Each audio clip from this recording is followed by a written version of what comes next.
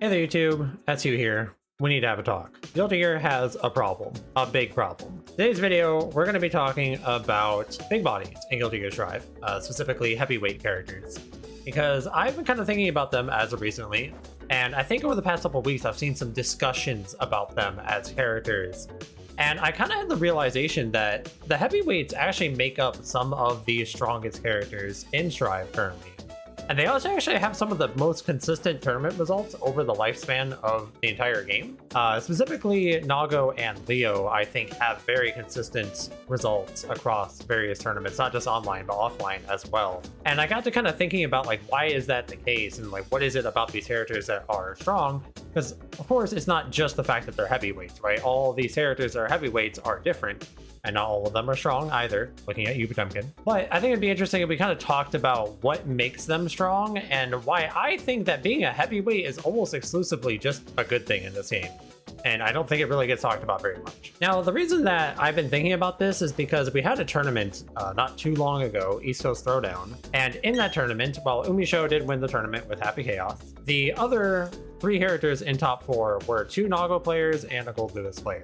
I think that this just goes to show that big bodies, especially in tournament, I feel like are especially strong. I think the advantages you get from being a big body, which are usually like having higher health, that type of thing, is very advantageous in a tournament setting especially, and I kind of want to talk about that today as well. And it's interesting because if you think about big bodies in just other fighting games, not just Guilty Gear specifically, I feel like there's defining characteristics about them, right? Like usually, even though big bodies can be different from one to the other, they all kind of have a couple things that they keep in common. Usually the positives of being a big body is that you have extra health, you have high damage output and or strong offense, and usually you have big normals. Some of the defining negatives of a big body, however, are usually that you have bad mobility options. Your frame data is usually not the best in one way or another. Either you have slow startup, you have a lot of recovery, you don't have good frame data, like or frame advantage on block. One of those things is usually true for a heavyweight character. And the other downside is usually your defense is not great. This isn't always true, but I feel like most of the time when you look at a big character in a fighting game, their defense is not the best. Now, when it comes to Strive, I don't think this is actually true most of the time. In fact, I think in Strive, pretty much all of the downsides that come with being a heavyweight character are almost non-existent, especially in some of them. Like Leo, for example, has almost no business being a heavyweight. I think he's honestly a heavyweight just because of legacy. He was a heavyweight in Exert.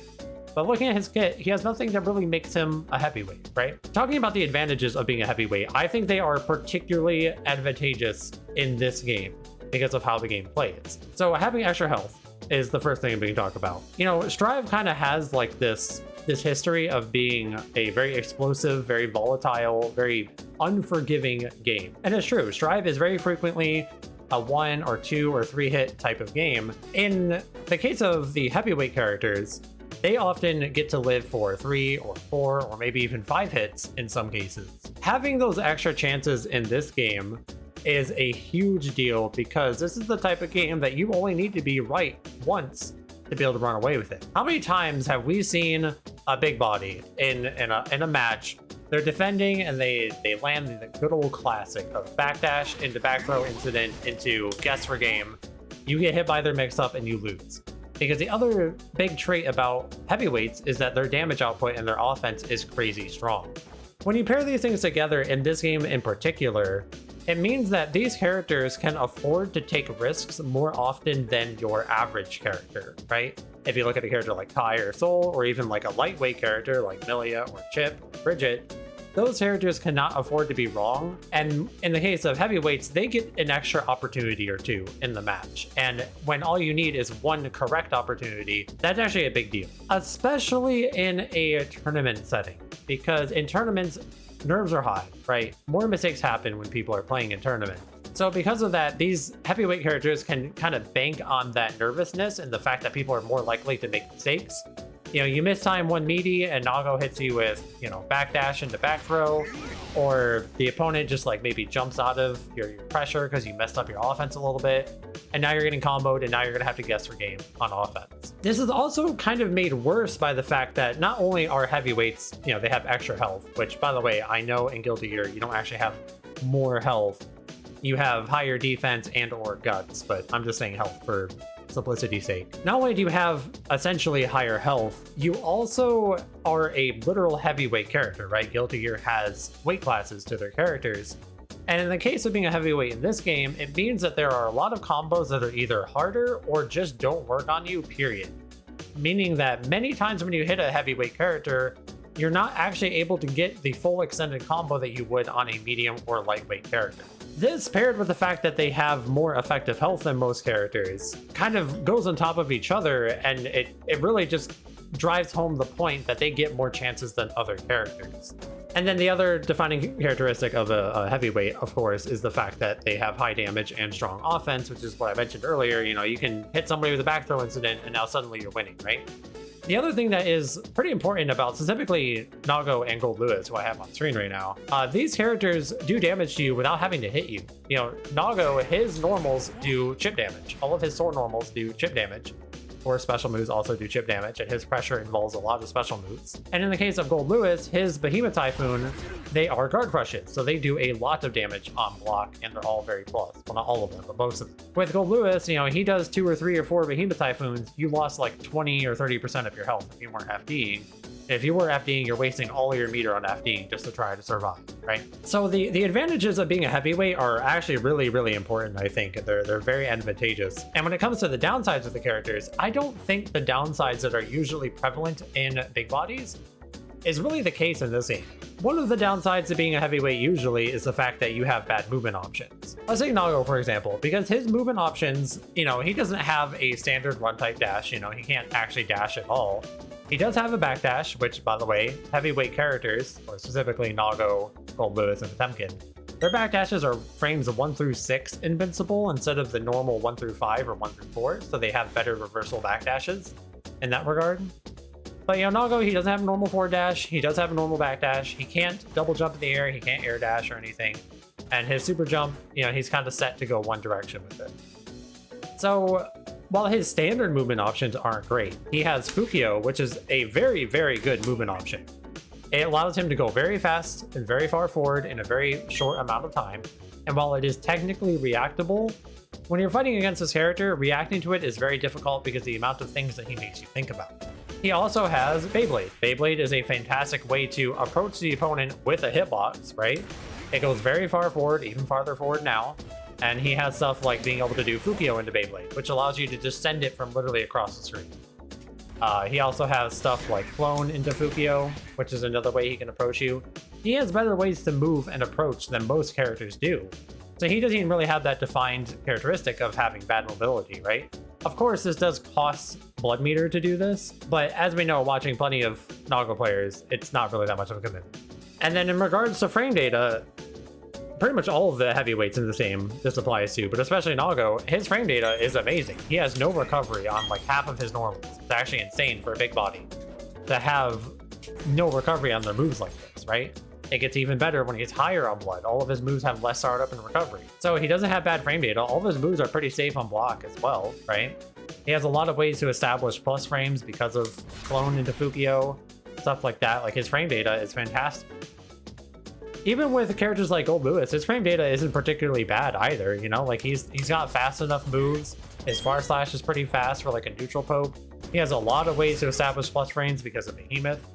You know, like, is it the best frame data? No. Is it particularly bad? Not really. It's okay, you know? He's fine there. In the case of Leo, you know, his frame data is just a normal character. He has literally no reason to be a heavyweight at all. The other downside to heavyweights I mentioned is that they usually have bad defense, and in this game that's not really true because most of your defensive choices in this game are on a system level. And in regards to heavyweights, again, they have that more invincible backdash. They have frame 1 through 6 backdash, which allows them to backdash through things that other characters can't.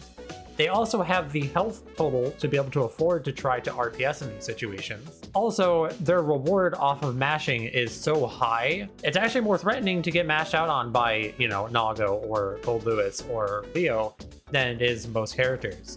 So I would venture to say that they actually have better defense than most characters, especially in the case of Leo, because again, he doesn't lack like a dash or anything. His movement is fantastic, and he has the best reversal in the game in H slash kick. Do heavies have pretty good normals? Yeah, their normals are fantastic. Like look at just look at Nago's entire moveset, right? Like he has fantastic normals. Gold Lewis also has pretty good normals. Bar slash is pretty good.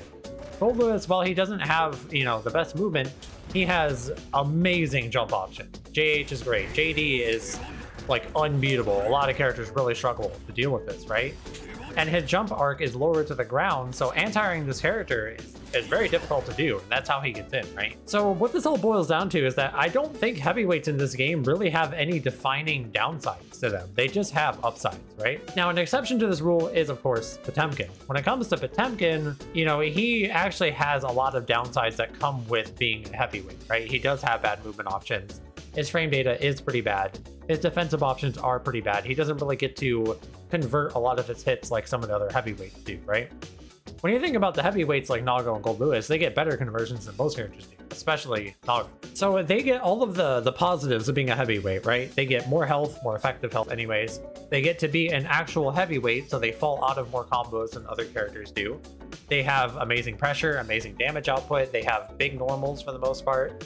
And they don't really have the downsides that normally come with this in other fighting games. Now, what exactly is like the problem here, and like how do we solve it? Because I think really the underlying issue here is I think character weights are pretty odd in this game in general.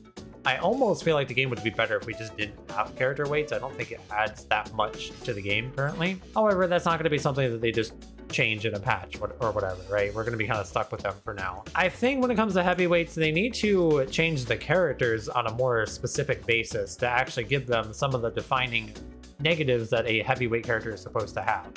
I think in the case of Leo, he actually just should not be a heavyweight. I think if you wanted to change him to be a more fitting heavyweight, you could do that, but I feel like if you just made him a medium weight, it'd be more acceptable. And then also lower his health, because I think he has more health than he has any real reason to, because his kit is pretty well rounded. On the flip side of things, you know, you have like the lightweight characters, right? You have Milia, you have Chip, you have Bridget. These characters are often held back by their health totals and their weight class, right? However, in the case of most of them, I think it's like these characters are really good and have a lot of strengths, but they have their defining weakness of having low health and being a bad weight class as far as combos go, right? They get more combo than other characters, at least Bridget and Milia. So I think in terms of lightweights, while I still don't necessarily agree with it existing at all, I think they're more appropriately balanced with what weight class they have and what health total they have. Whereas I feel like heavyweights are not really balanced alongside their weight class. And again, I think it's just evident in the tier list. If you look at the tier list, Nago, Leo, and Gold Lewis are all very frequently represented in the top tier, if not high tier, right?